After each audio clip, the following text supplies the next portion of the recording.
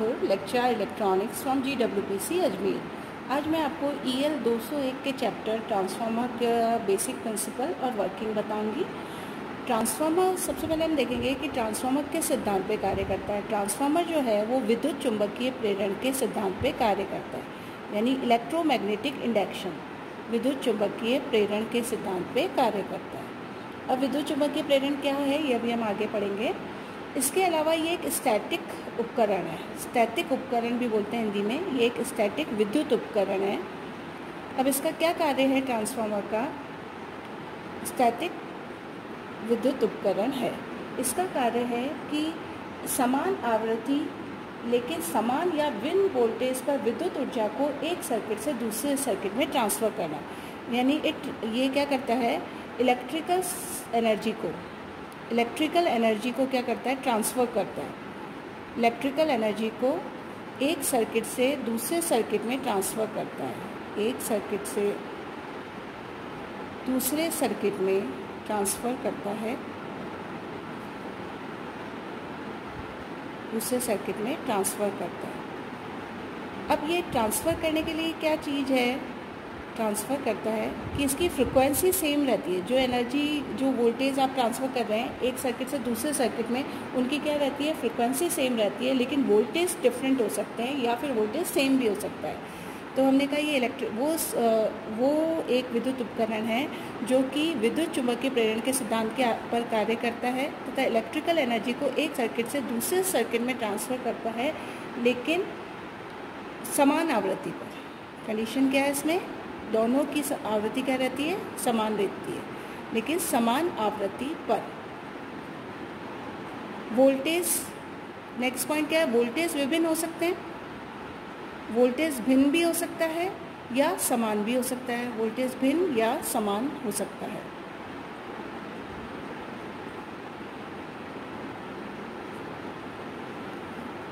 तो हमने ट्रांसफार्मर की डेफिनेशन हमारे सामने आई इन पॉइंट्स के आधार पर कि ट्रांसफार्मर विद्युत चुंबकीय प्रेरण पर आधारित एक स्टैटिक विद्युत उपकरण है जो समान आवृत्ति पर लेकिन समान या भिन्न वोल्टेज पर विद्युत ऊर्जा को एक सर्किट से दूसरे सर्किट में ट्रांसफ़र करता है।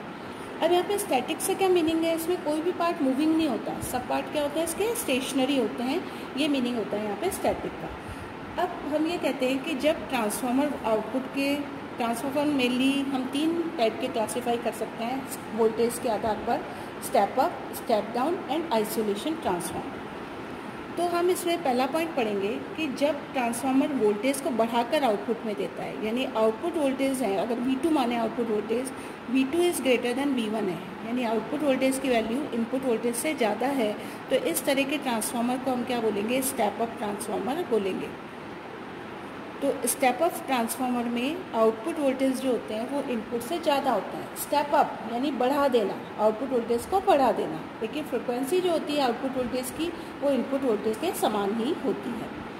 अब स्टेप अप ट्रांसफार्मर में अगर वोल्टेज ज़्यादा होते हैं, यानी आउटपुट वोल्टेज इनपुट वोल्टेज से ज़्यादा होते हैं, तो जो आउटपुट यानी सेकेंडरी वाइंडिंग में जो टर्न्स है वो भी प्राइमरी वाइंडिंग से क्या होंगे? ज़्यादा होंगे। अब प्राइमरी वाइंडिंग क्या होती है, सेकेंडरी वाइंडिंग क्या होती है, वो भी हम देखते हैं। यानी इसमें जो टर्न्स है 2 वाइंडिंग के अंदर, तो सेकेंडरी के टर्न्स जो है वो ज़्यादा होंगे प्राइमरी से। अब सेकेंड चीज़ इसमें आती है, अगर V1 is greater than V2 हो, या हम इसका ऐसे लिख सकते हैं कि V2 is less than V1 हो। V2 का मान आउटपुट वोल्टेज का मान इनपुट वोल्टेज से कम हो, तो इस तरह के ट्रांसफार्मर को हम बोलेंगे स्टेप डाउन ट्रांसफार्मर। इसका नाम आएगा step down transformer. Step down क्यों? क्योंकि ये वोल्टेज को क्या करके दे रहे हैं? कम करके दे रहे हैं, इसलिए कहलाएंगे step down transformer. Step down transformer में जो सेकेंडरी के टर्न्स होते हैं उनकी संख्या प्राइमरी के टर्न्स से क्या होती है? कम होती है। तो ये हमने 2 प्रकार पढ़े, स्टेप अप ट्रांसफार्मर और स्टेप डाउन ट्रांसफार्मर। अब जो नेक्स्ट है हमारा ट्रांसफार्मर वो है हम आइसोलेशन। अगर हम कहें कि V1 बराबर V2 मिल रहा है, यानी इनपुट वोल्टेज जितना दे रहे हैं उतना ही आउटपुट में मिल रहा है, तो इस प्रकार के ट्रांसफार्मर को हम बोलेंगे आइसोलेशन ट्रांसफार्मर।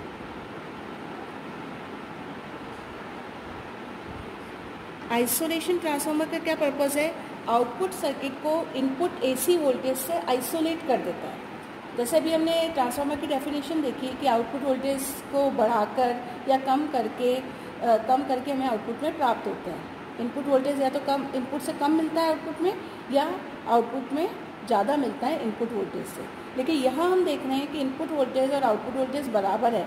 इसका मतलब ये क्यों ज़रूरत पड़ी इसकी, जब सेम ही दे रहे हैं? तो इसका पर्पज़ है आइसोलेट करना। जो आउटपुट सर्किट है उसको इनपुट AC वोल्टेज से आइसोलेट करता है ताकि शॉक आदि की संभावना कम हो जाती है।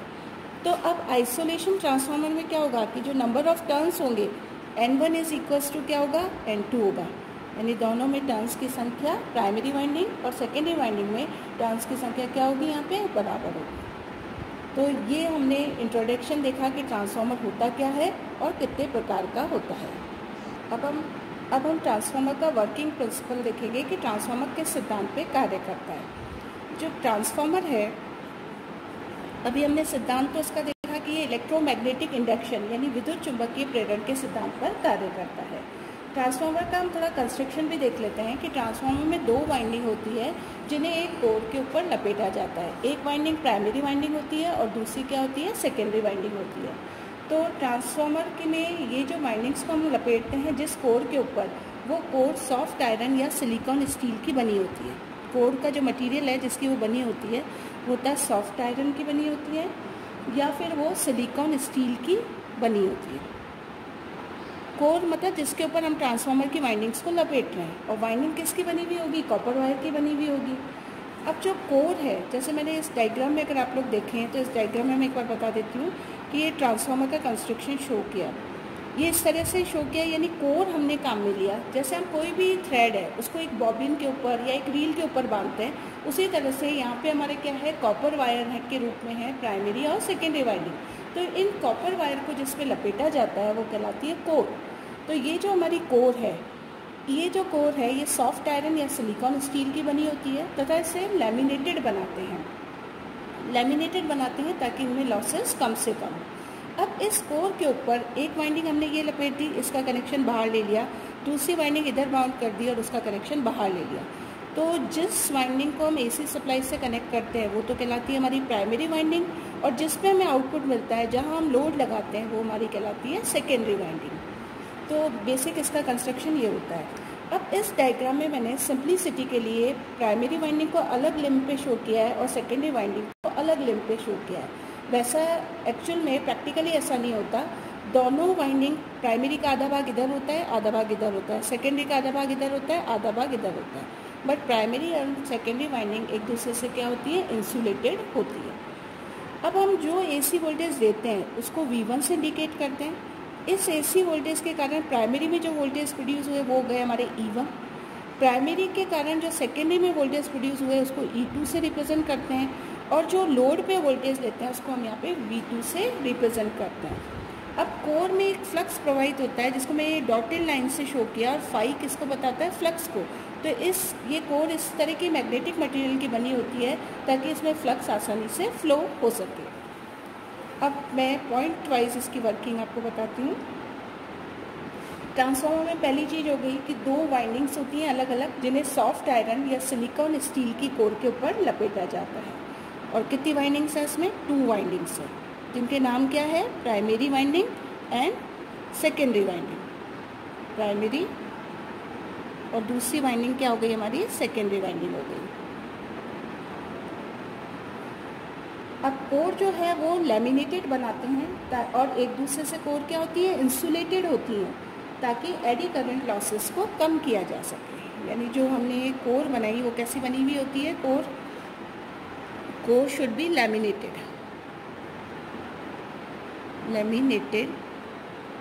टू रिड्यूस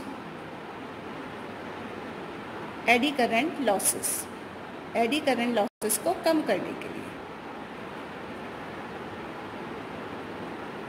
तो हमारा नेक्स्ट पॉइंट आ गया कि कोर को लैमिनेटेड बनाते हैं ताकि एडी करंट लॉसेस कम से कम हो। अब जो वाइंडिंग्स होती हैं, मैंने आपको बताया कि जैसे हमने तो यहाँ अलग अलग लिम्ब पे वाइंडिंग को शो किया है, प्रैक्टिकली ऐसा नहीं होता है। वाइंडिंग मतलब कुछ पार्ट फर्स्ट लिम्ब पे होता है, कुछ पार्ट सेकंड पे होता है, दोनों वाइंडिंग का। तो इसलिए वाइंडिंग्स को एक दूसरे से क्या किया जाता है, इंसुलेटेड किया जाता है। Windings are insulated to each other. Windings are insulated to each other.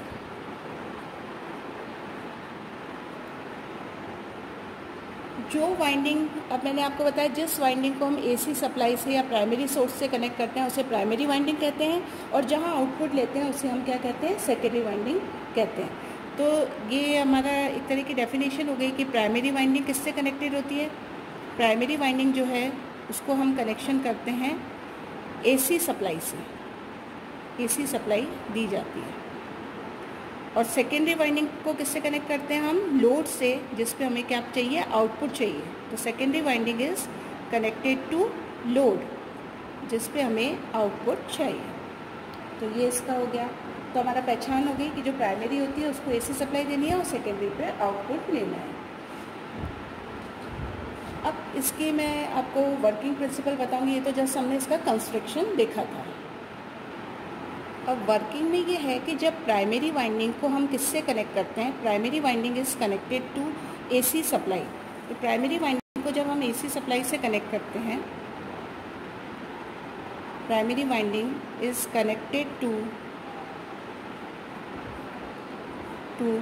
AC supply. तो प्राइमरी वाइंडिंग को एसी सप्लाई से कनेक्ट करने पे क्या होगा, एसी करंट उत्पन्न होती है। जब हमने ये किया तो इससे क्या हुआ, एसी करंट उत्पन्न हुई प्राइमरी वाइंडिंग में, एसी करंट प्रोड्यूसेस। अब एसी करंट उत्पन्न होने से क्या हुआ, एक कोर में एक फ्लक्स उत्पन्न हो जाता है। कोर कैसे मटेरियल की बनी हुई है, मैग्नेटिक मटेरियल की बनी हुई है। तो जब एसी करंट प्राइमरी में फ्लो होगी तो इसके कारण क्या होगा, कोर में एसी फ्लक्स क्या होगा, एसी फ्लक्स, एसी मतलब ऑल्टरनेटिंग, एसी की जगह मैं ऑल्टरनेटिंग करंट लिखने के बजाय ये लिख दूंगी ऑल्टरनेटिंग फ्लक्स। ऑल्टरनेटिंग फ्लक्स क्या होता है, जिसका मान और दिशा टाइम के साथ परिवर्तित होती है।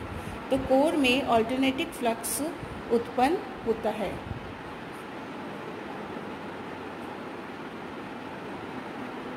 अब कोर में जो ऑल्टरनेटिंग फ्लक्स होता है, इसकी जो फ्रीक्वेंसी है इस फ्लक्स की, वो वही रहती है जो एसी वोल्टेज हमने दिए हैं। जैसे प्राइमरी को अगर हम एसी सप्लाई, घरों में आने वाली एसी सप्लाई से कनेक्ट करते हैं, तो घर में जो एसी सप्लाई आती है उसकी फ्रीक्वेंसी होती है 50 हर्ट्ज़। तो हमारे जो सेकेंडरी में वोल्टेज प्रोड्यूस होंगे उनकी फ्रिक्वेंसी भी 50 हर्ट्ज़ होगी, और जो फ्लक्स उत्पन्न हुआ है इसकी फ्रिक्वेंसी भी क्या होगी, 50 हर्ट्ज़ होगी। तो कहने का मतलब है जो फ्लक्स प्रोड्यूस हुआ है उसकी फ्रिक्वेंसी इनपुट वोल्टेज के समान ही होगी। अब सेकेंडरी वाइंडिंग को भी हमने क्या किया है, कोर के ऊपर बाउंड किया है। सेकेंडरी वाइंडिंग कहाँ बाउंड की है, कोर के ऊपर बाउंड की है।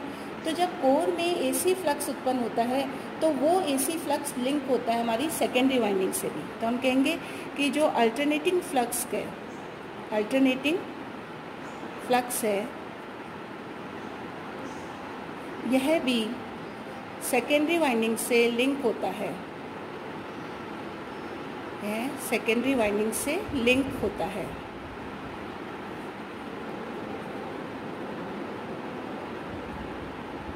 अब इसके लिंक होने से क्या होता है, सेकेंडरी में एसी वोल्टेज प्रोड्यूस होते हैं इलेक्ट्रोमैग्नेटिक इंडक्शन के कारण। फैराडे के विद्युत चुंबकीय प्रेरण के सिद्धांत के अनुसार सेकेंडरी में क्या होता है, कौन सा सिद्धांत काम में आया, विद्युत चुंबकीय प्रेरण, किसका, फैराडे का। तो विद्युत चुंबकीय प्रेरण के अनुसार सेकेंडरी में वोल्टेज उत्पन्न होते हैं।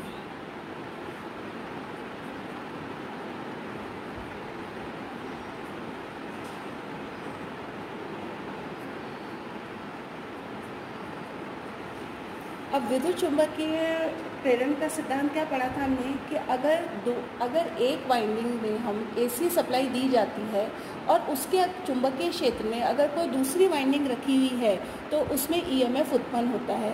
यह विद्युत चुंबकीय प्रेरण का सिद्धांत है। तो यहाँ भी यही हुआ कि हमने प्राइमरी को एसी वोल्टेज दिए, उसके कारण फ्लक्स प्रोड्यूस हुआ, एसी फ्लक्स प्रोड्यूस हुआ। उस एसी फ्लक्स जब हमारी सेकेंडरी से लिंक हुआ तो सेकेंडरी में क्या उत्पन्न हुए, वोल्टेज उत्पन्न हुए।